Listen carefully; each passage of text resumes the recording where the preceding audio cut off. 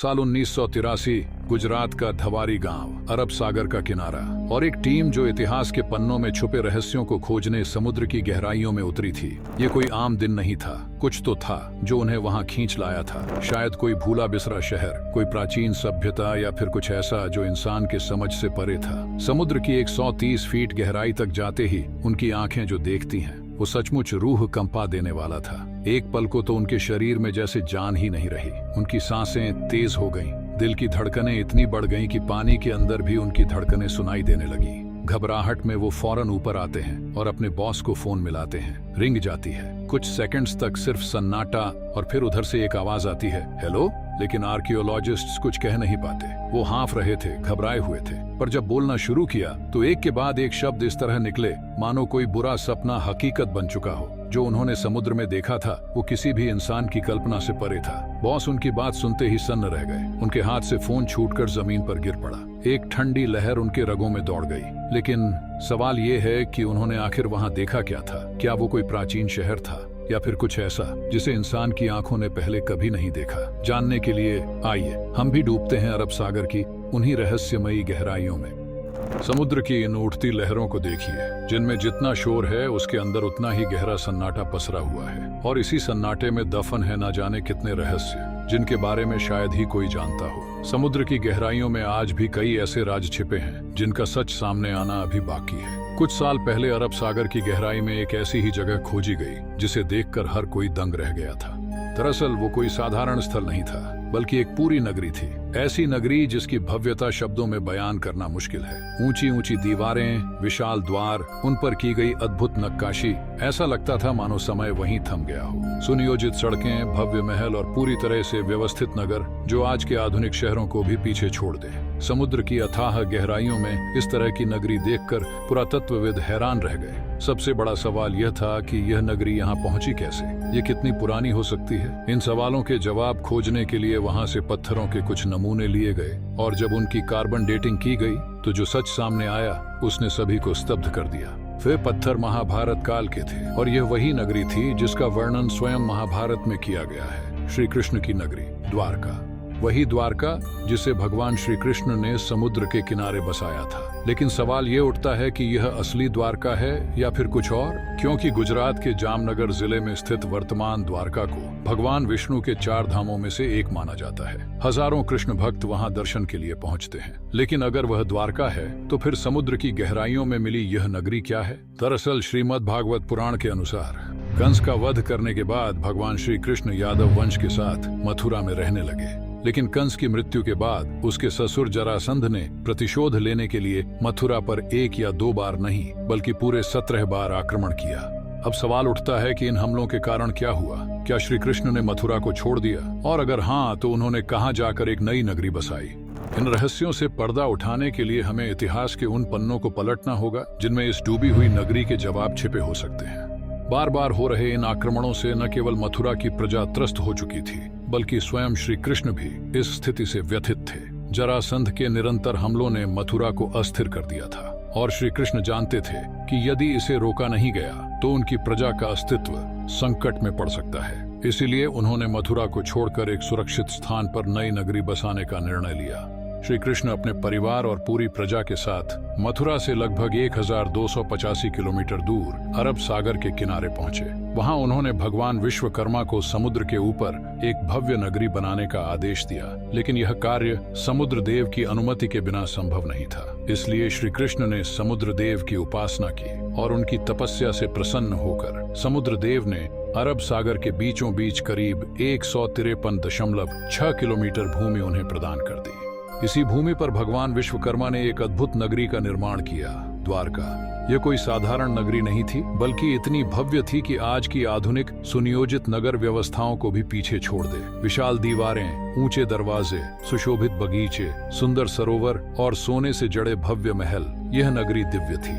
और इस नगरी के केंद्र में था श्री कृष्ण का राजमहल, जो वैभव, भव्यता और दिव्यता का प्रत्यक्ष प्रमाण था। पूरी यादव वंश की प्रजा इस नए नगर में बसने लगी, और द्वारका जल्द ही संपन्नता का प्रतीक बन गई। श्री कृष्ण ने अपनी प्रजा को सुरक्षित स्थान पर बसा देने के बाद पुनः मथुरा लौटने का निर्णय लिया। वहां उन्होंने जरासंध के विरुद्ध युद्ध किया और उसके आक्रमणों का अंत किया। इसके बाद वे अपने परिवार और प्रजा के साथ सुखपूर्वक द्वारका में रहने लगे। लेकिन कहते हैं संसार में कुछ भी स्थायी नहीं होता। सुख दुख जीवन के अभिन्न चक्र हैं और श्री कृष्ण भी इस चक्र का अपवाद नहीं थे। समय बीतता गया और फिर वह घड़ी आई जिसने इतिहास का रुख मोड़ दिया।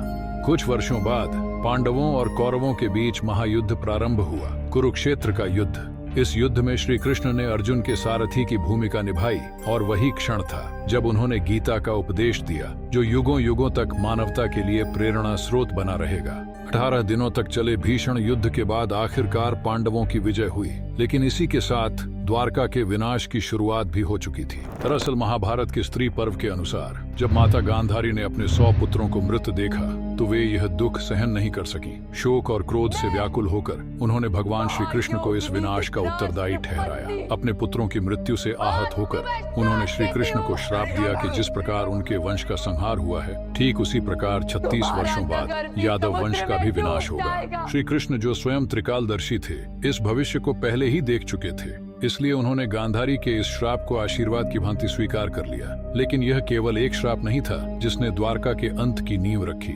इसके अलावा एक और घटना हुई जिसने यादव वंश के नाश को और भी निकट ला दिया।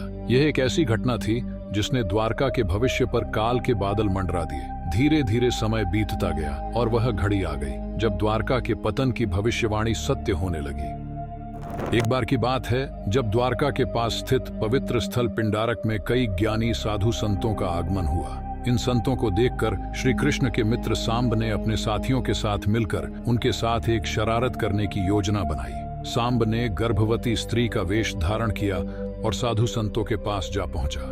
वहां जाकर उसने उनसे पूछा कि उसके होने वाले संतान का भविष्य क्या होगा। संतों को जैसे ही इस छल और उपहास का आभास हुआ, वे क्रोधित हो उठे। उन्होंने सांब को श्राप दे दिया कि वह किसी साधारण संतान को नहीं बल्कि लोहे के एक मूसल को जन्म देगा और वही मूसल संपूर्ण यादव वंश के विनाश का कारण बनेगा। श्राप की शक्ति अपरंपार होती है और यहाँ तो पहले से ही गांधारी का श्राप यादवों के विनाश की ओर संकेत कर चुका था, और फिर जो हुआ उसने इस भविष्यवाणी को और भी मजबूत कर दिया। कुछ समय बाद सांब के वस्त्रों के भीतर सचमुच एक लोहे का मूसल प्रकट हुआ। जब यह खबर श्री कृष्ण के नाना उग्रसेन तक पहुंची तो वे भयभीत हो उठे। उन्होंने तुरंत उस मूसल को टुकड़ों में तुड़वाकर समुद्र में फेंकवा दिया, यह सोचकर कि इससे यादव वंश इस अनिष्टकारी भविष्य से बच जाएगा। लेकिन नियति को कुछ और ही मंजूर था। जैसे ही मूसल के टुकड़े समुद्र में डाले गए, एक मछली ने उनमें से एक टुकड़ा निगल लिया और फिर भाग्य की अजीब कड़ियों ने इसे मछुआरों के जाल तक पहुंचा दिया। ये बस एक संयोग था या फिर प्रारब्ध का संकेत, कोई नहीं जानता था कि यह छोटी सी घटना भविष्य में क्या रूप लेगी। लेकिन यही क्षण था जिसने द्वारका और यादव वंश के अंत की उल्टी गिनती शुरू कर दी। जब मछली को चीरा गया तो उसके पेट से वही लोहे के मूसल के टुकड़े निकले जिन्हें समुद्र में फेंका गया था। इन टुकड़ों को एक शिकारी ने इकट्ठा कर लिया और उनसे जहरीले तीर बना लिए। टुकड़े टुकड़े हो जाने के बावजूद यह मूसल जैसे फिर से तैयार हो गया था यादव वंश के विनाश के लिए। समय बीत चुका था, 36 साल पूरे हो गए थे। अब वह घड़ी आ चुकी थी जब माता गांधारी का श्राप सत्य होने वाला था। यादव वंश धीरे धीरे विनाश की ओर बढ़ रहा था। मदिरा और अहंकार में डूबे हुए यादवों ने आपस में ही लड़ाई शुरू कर दी। छोटी छोटी बातें बड़े विवादों में बदलने लगीं और फिर एक दिन यह संघर्ष एक भयानक युद्ध में बदल गया। भाई ने भाई पर वार किया, रक्त की नदियां बहने लगीं और अंततः पूरा यादव वंश एक दूसरे के हाथों समाप्त हो गया। बलराम जी यह सब देखकर व्यथित हो उठे। उन्होंने संसार का त्याग कर दिया और समाधि में लीन होकर धरती छोड़ दी। श्री कृष्ण, जिन्होंने पूरे जीवन मानवता को धर्म का मार्ग दिखाया था, अब अकेले जंगल की ओर निकल पड़े। कुछ देर तक चलने के बाद वे एक पीपल के पेड़ के नीचे विश्राम करने लगे। तभी उसी शिकारी ने, जिसने मछली के पेट से निकले टुकड़ों से तीर बनाया था, उन्हें हिरण समझकर एक तीर चला दिया। यह वही जहरीला तीर था जो उस मूसल से बना था, जिसके लिए श्री कृष्ण को पहले ही श्राप मिल चुका था। तीर लगते ही श्री कृष्ण ने इस नश्वर संसार को त्याग दिया। उनके साथ ही यादव वंश का भी अंत हो गया। जब अर्जुन को इस विनाश की सूचना मिली तो वे तुरंत द्वारका पहुंचे, लेकिन तब तक वहां सब कुछ समाप्त हो चुका था। द्वारका आग की लपटों में जल रही थी, महल राख में बदल चुके थे और समुद्र अपने गर्भ में इस भव्य नगरी को समेटने के लिए तैयार था। अर्जुन ने किसी तरह बचे हुए लोगों को सुरक्षित बाहर निकाला और जैसे ही द्वारका खाली हुई, समुद्र की विशाल लहरें उठीं और देखते ही देखते पूरी नगरी समुद्र में समा गई। अब जो द्वारका आपके सामने है, वह दो हिस्सों में विभाजित की गई है, द्वारका और बेत द्वारका। लेकिन समुद्र के गर्भ में समाई हुई उस प्राचीन नगरी का रहस्य आज भी अनसुलझा है। द्वारका जो समुद्र के किनारे बसा एक छोटा सा शहर है, और बेट द्वारका जो अरब सागर के बीच स्थित एक द्वीप, इन दोनों का नाम सदियों से पौराणिक कथाओं से जुड़ा रहा है। लेकिन लंबे समय तक बेट द्वारका को केवल एक मिथक या किंवदंती ही माना जाता रहा। इसका कारण साफ था, हमारे पास कोई ठोस प्रमाण नहीं था जो यह साबित कर सके कि पौराणिक ग्रंथों में वर्णित यह सुंदर नगरी वास्तव में अस्तित्व में थी। लेकिन समय ने इस रहस्य से पर्दा हटाना शुरू किया। 1930 में अरब सागर में एक खोज अभियान शुरू हुआ और इस दौरान बेट द्वारका से जुड़े कई अवशेष मिले। फिर 1963 में इस द्वीप पर खुदाई की गई, जिससे कई प्राचीन मूर्तियां और कलात्मक अवशेष आर्टिफैक्ट्स सामने आए। ये खोज जितनी चौंकाने वाली थी, उतनी ही रोमांचक भी।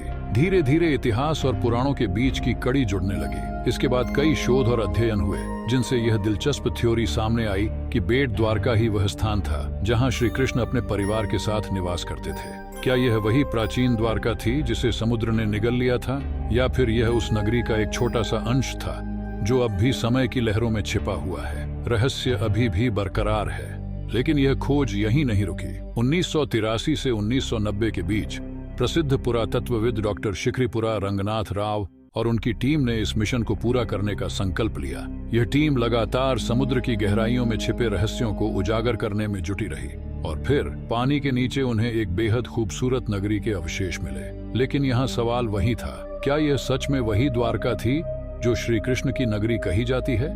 इसका जवाब ढूंढने के लिए पुरातत्वविदों ने उन पत्थरों की कार्बन डेटिंग की।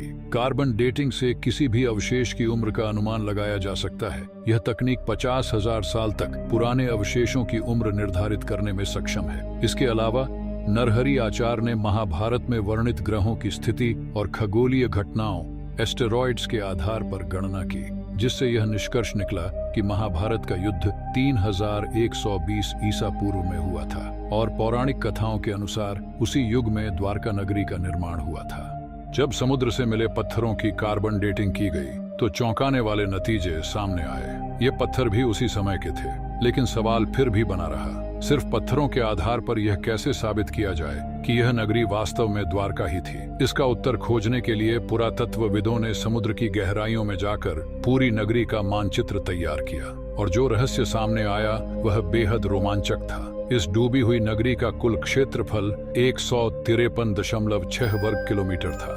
अगर भगवत पुराण की बात करें तो उसमें भी स्पष्ट रूप से लिखा गया है कि समुद्र देवता ने श्री कृष्ण को द्वारका बसाने के लिए इसी आकार की भूमि प्रदान की थी। यह खोज किसी पौराणिक कथा को सच में बदल देने जैसी थी। आज भी अरब सागर की गहराइयों में इस प्राचीन नगरी की खोज जारी है।